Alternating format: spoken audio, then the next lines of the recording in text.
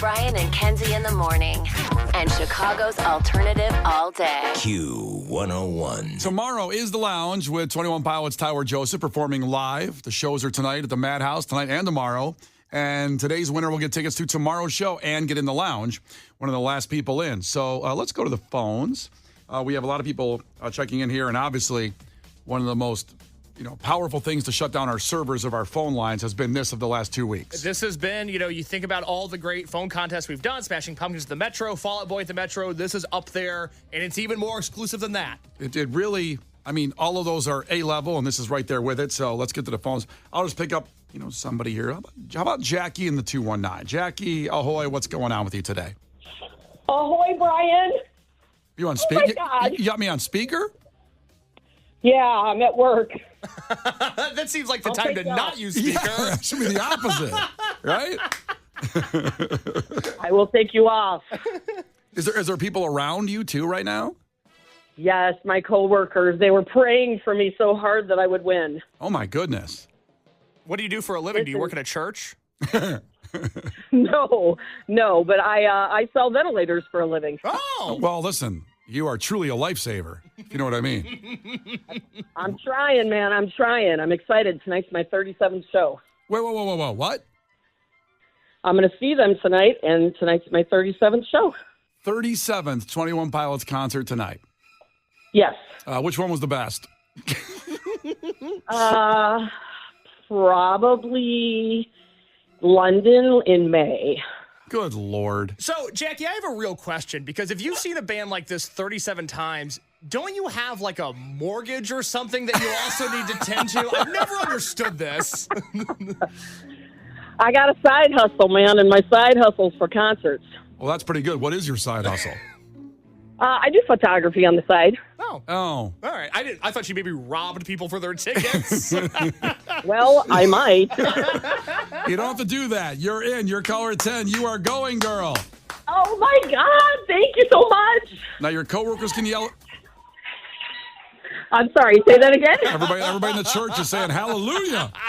You will be in the lounge tomorrow. In the lounge. Oh, my God. Thank you so much. I love you guys. Oh, I love you, too. And you also be at the show tomorrow night. That'll be the 38th show you will see. So congratulations. Yes. Thank you so much. Thank you so much. Oh, you rock. The Brian and Kenzie Show. On Q101. Brian and Kenzie on Q101. Time for some music and entertainment news. And we just threw out there that if you want a chance, at floor seats for Oasis at Soldier Field, we have a chance tomorrow morning at 7. Every day this week at 7 a.m. So make sure you're here. But also, you can just text right now, BROTHERS, to 312-591-8300 for another chance to win floor seats from Q101. Now, we announced this show yesterday, and of course, the UK shows were announced a while back. Now you got North America, where you got Toronto, New York, Chicago, LA, and Mexico City. Those are the only shows. This Soldier Field show is going to be nuts. And if you're like me, you've been hit up by your friends out of town, huge. Hey, I registered to buy the tickets. So you think, oh, you work at Q101, they're going to throw you some. That's what I thought. And listen, we are well taken care of here. When I first started in radio way back in the day, it was the big benefit as a college kid interning and getting in that you get free concert tickets. But these shows are too big now. Everything is too much. Every seat is worth so many dollars. And I'm not saying I'm not going to finagle and work my ass off to get free tickets. Of course, I know who you are. I know what you do. I am the schmooze king. Mm-hmm. Some have said this. I am the small talk captain of Wrigleyville. At the same time, I registered like everybody else to get tickets to buy some because my wife is a huge fan. We have friends. I have some English friends that are huge fans that live out of town. They're coming in. Well, can't they go see them in England? Leave some for us. Well, I'm going to buy what I'm going to buy. Like everybody else, I'm on the open market. Okay. Just like you. Yeah, free market capitalism, baby. If I buy some and you don't get some, too bad. We both had the same chance. Suck it. Suck it, Case. Now, Oasis has announced, though, that they had a weird backlash in England when the tickets went on sale because they made it so you could not transfer a ticket, which I don't know how you do that. Just through the app. I mean, but you make it so it's non-transferable. Mm-hmm. So when you're trying to scalp from somebody out front and they have a screenshot of the QR code. Don't do that. Don't do that. I believe it says on the Live Nation app, screenshots will not get you in. So they won't work when you get the scan. Correct. Just please remember that because people do hang out front and they'll give you a screenshot of something and just make sure you have your ticket. Not for this show. I'm talking about any show. Now, original pricing for these tickets are earmarked right now from $90 to $260. And they have a Ticketmaster, of course, the dynamic pricing thing, which was designed to stop scalping. But, of course, it makes tickets sometimes $1,000 through them because just the way it works. So they are now saying this is a statement from Oasis. It is widely accepted that dynamic pricing is a useful tool to combat ticket touting, as they call it, and keep prices for a significant proportion of the fans. That's what it's designed to do, is to make sure fans get the tickets. But because of the demand, they're not going to use dynamic pricing. Good. So that is good. They're trying their best to make it affordable for everybody out there at Soldier Field for that Oasis show with Q101. It sounds wrong to say that. What were the price ranges? $90 to $250? $260, yeah. $260? I can live with that. It's Oasis at Soldier Field. I'm good. If I know it's in that ballpark, I can pay that. I haven't seen them since 2008, and you probably never see them again. Yeah. I can't say they're going to keep doing this. They're not going to pull a Guns N' Roses and just get back together and then tour for 20 more years. Why can't they get along? It's not impossible. Which one, Guns N' Roses or Oasis? Both. Well, Guns N' Roses worked out fine. It did work out. Well, you know what it was with Guns N' Roses is eventually Axl opened the door for Slash after him going, "Hey, Axl, we could make a lot of money, man. Why don't we just get back together?" After a decade of just not doing it. And finally he said, "Yeah, we can do this. Let's just do it." And now this whole reunion thing's been going on, I think, at least 10 years. Just about, yeah. For GNR. And now maybe Oasis will do that. It'd maybe be nice. But you can't bank on it, so you have to see the show at Soldier Field. And I'm just glad they're trying to get the tickets in the hands of fans the most. Because pricing, we all know this. It's no lie. It's out of control right now, but that's because of the demand to see these excellent bands. This has been a hell of a summer. A hell of a summer. Speaking of which, a band I wanted to see a lot of at Aragon got canceled. That would be Jane's Addiction. And we talked about this the last few weeks because Perry Farrell, creator of Lollapalooza, love him to death, see him every year in Grant Park, punched Dave Navarro in the face on stage as the reunion tour was not going well. Love him to death. He did punch Dave Navarro in the face. Listen, I have my moments. You punched me in the face. You're a monster. Listen, I can't help it. These emotions take place. He couldn't hear on stage because this is what he heard in his own ear of his own singing because Dave Navarro's guitar was too loud.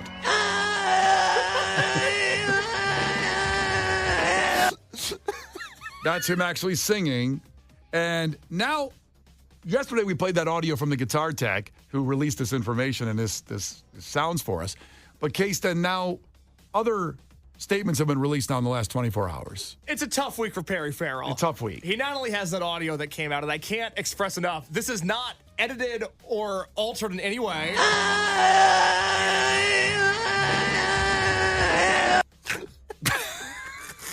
Yeah, go on. So, he was not only the frontman of Jane's Addiction, but he was also the frontman for the band Porno for Pyros. We make great pets. That was good. We make great pets. Sounded better than Perry did. Are you sure? Yeah, I don't positive. All right. So their bassist, Martin Lenoble, came out yesterday, and he gave this statement, unprompted, by the way. He just tweeted this out. Nobody asked him. He just wanted to give his own side of the story. And he said, and I quote, "I can say unequivocally that Perry has been the worst frontman I have ever worked with. Jeez. Always a kind word followed by crappy actions. Huh. The fish rots from the head down. I still don't understand how he channeled some of those great lyrics and vocals on the first two Jane's records. And Etty, this is Perry Farrell's wife, is a horrible person." That's his quote. Huh. He quotes Eddie as saying, "I will sue you. We have money to burn. Let's see where this goes." And then he ends his statement by saying, "The worst with the biggest ego."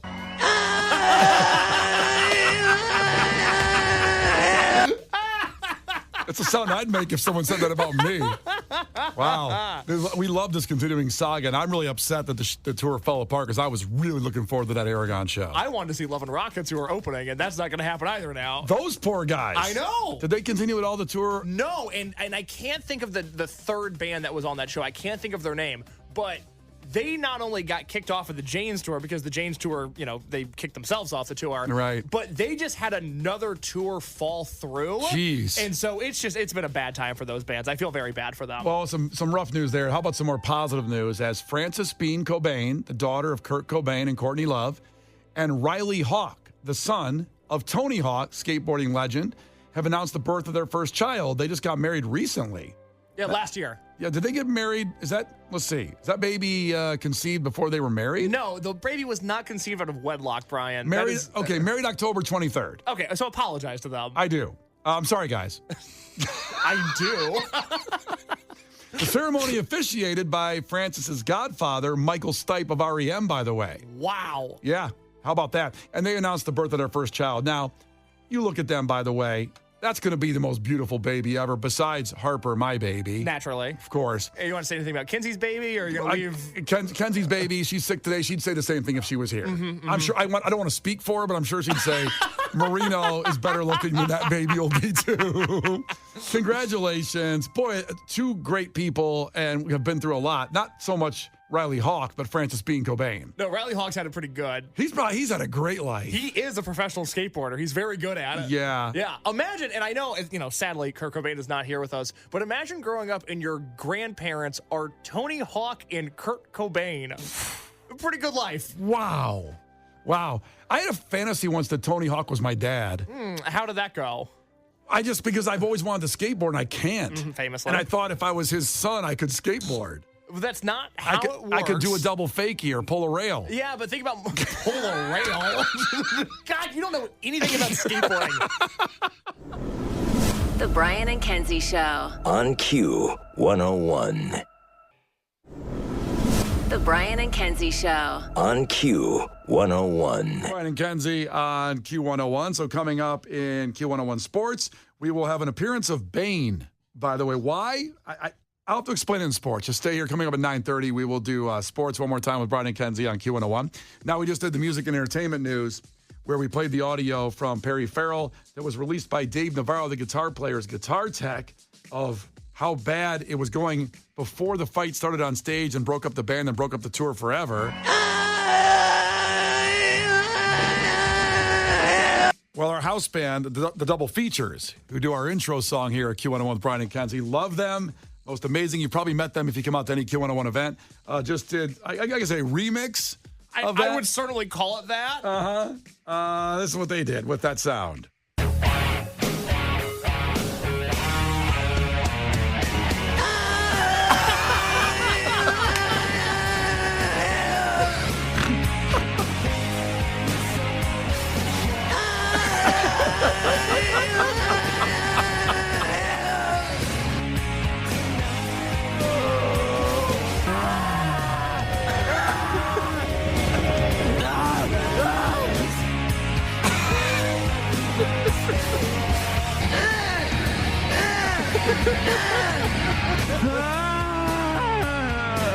Somewhere Lane Staley's rolling over in his grave. Yeah, that's a tough one. The Brian and Kenzie Show. Q101. Brian and Kenzie on Q101. The Q101 Morning Crew. Sports. All right, well, a couple things to finish up baseball season. First, I'll start with the Cubs. Great story as Ian Happ, as the Cubs finished 83 and 79. They missed the playoffs for the fourth year in a row. Yet they still had the sixth highest average home attendance in Major League Baseball this year, with 35,949 people at Wrigley Field on average for every game. A very nice stat there for a team that did disappoint. I'm a Cubs fan. It disappointed, very huge. Four in a row. Where are we at in Chicago? Where are we at? Who's close to the playoffs? I mean, the Bears, right now, we'd have to say, are the closest to the playoffs. Technically speaking, yeah, I guess it'd be the Bears, but I don't feel good about that. No, I don't either. Sky are bad. Bulls are going to be bad. Blackhawks are not going to make the playoffs. White Sox, we've covered in detail. We don't need to get into it. And Cubs. Yeah. It's not good. Are the Chicago Wolves any good this year? They were good last year. Yeah. So I guess we can look at the Wolves. God willing. And they're fun. Those games are a blast. And it's a good ticket price, too. It is. So, but this is nice that Ian Happ chucked a ball wrapped with $100 bills around it in the left stands on Sunday's game, the last game of the year. And he wrote on it, "Thanks for the support all season. Beers for the left field crew on me." In a way, that's what you did last week, buying people White Sox tickets. You sort of wrapped $100 bills around a baseball and threw it into the air. It's about $600 of six $100 bills, and I'm still digging out on that one. But rent's due today, by the way. Oh, crap. Yeah. I forgot it was October 1st. It's the rent after Riot Fest, and so I'm like, ooh, I normally have a few more dollars in the old PNC account. I spent $47 on Cold Stone ice cream for me and Kenzie at Riot Fest. Worth every penny, I'm sure. Absolutely, but not now. Not with rent due. But the Cubs have questions like, will Cody Bellinger be back? Will Kyle Hendricks? What about him? And what will they do in free agency? Well, the one team that said they're not going to do much in free agency is the worst team in the history of Major League Baseball, Case's team, the Chicago White Sox. Now, Jerry Reinsdorf dropped this letter, and this was in the middle of the game on Sunday, correct? This was in the fourth quarter of the Bears game. Oh, that's right. It was in the Bears game. Okay, when yes. he released this statement, which is the most cowardly thing he could have done. Now, I've read through every inch of this statement multiple times, trying to find some kind of positivity about your White Sox, and he says a failure, basically saying that he understands that it was a failure for you, the fans who invest money, the Southsiders, even North Side Sox fans, whatever, if you're a White Sox fan. But when I read a portion of this letter, and this is the friendliest, most positive part of the letter in Bain's voice. This is the uplifting part. Yes. That White Sox fans are supposed to feel better about. You're supposed to feel good here. Okay. This shows the evil behind this letter and the non-empathy that your organization, as a White Sox fan, has for you. So I'm going to read the best part of the letter in the voice of Bain, and you judge. You judge what's going on here. Even in the worst of seasons, where at times it felt like nothing was going right, there were bright spots that provided reasons for optimism about our future. The overall health of our organization is improving. Our minor league rankings show this growth. The Class AA Birmingham Barons won the Southern League title, while Class A Kannapolis reached the finals of the Carolina League. And our organization has built an impressive future pool of very talented prospects. This is the most evil thing I've ever heard. Well, I'm almost out of breath. Oh, my God. I wanted to read the whole letter on the air in Bain's voice, but it would take an hour. No, that would be the show. That would be 6 to 10. If you think I should do that on YouTube only, I'll do it on Q1's YouTube Maybe channel. a little Facebook action today. A little Instagram reel. I'm just telling you, there's evil in those words. Yes, it's like he put in a ChatGPT evil statement, evil press release. Evil. Whew. Okay. Let's get back to sports. All right, let's talk about the Bulls. I'm sure they're going to be good this year. Well, before I do that, I do want to give the times today of Major League Baseball's postseason. Tigers at the Astros today at 1:30, and I'm really interested in that game because of sending our crew member to the Tigers White Sox game Friday to see the clinch of the worst team in Major League Baseball history. I'm in a weird way, I want the Tigers to win. They're my adopted team this playoffs. I hope they're very good in the October. Royals at the Orioles at 3, Mets and Brewers at 4:30, and Braves and Padres at 7:30 tonight. Now, the Bulls had their press conference yesterday. They're opening to training camp. They take the pictures. It always has a positive vibe. This one doesn't. The starting five of the Bulls look like a jam band. They don't look like an NBA team. And Lonzo Ball making some statements about showing up at training camp, and he says this, quote, "I think I'll be ready for the first game." Lonzo Ball says this. Now, he hasn't played in 2.5 years. I want you to think back what you were doing. What's the date again, Case? The last time that Lonzo Ball played an NBA game, the date was January 14th, 2022. That is a lifetime ago. That is 2.5 years. It feels like 20 years. Can you believe that? That sounds unbelievable. Unbelievable that that's where we're at. This is a guy who just signed an option to make $22 million this year in the last part of his 4-year, $74 million contract. He made all that money. Basketball contracts are guaranteed. And he just signed a podcast deal for his What an Experience podcast with Lonzo Ball. Let me put this in perspective. I've been married a little over 3 years. I have a daughter that turns 2 in a month. She's never seen Lonzo Ball play basketball. Think about that. In a way, she's never lived. In a way, she's living her better life, to be honest. Oh, man, when he's on, that bounce pass is crispy. I can't remember. It's been so long. I don't know what it looks like. I don't remember.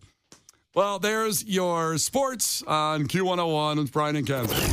Brian and Kenzie in the morning. And Chicago's alternative all day. Q101.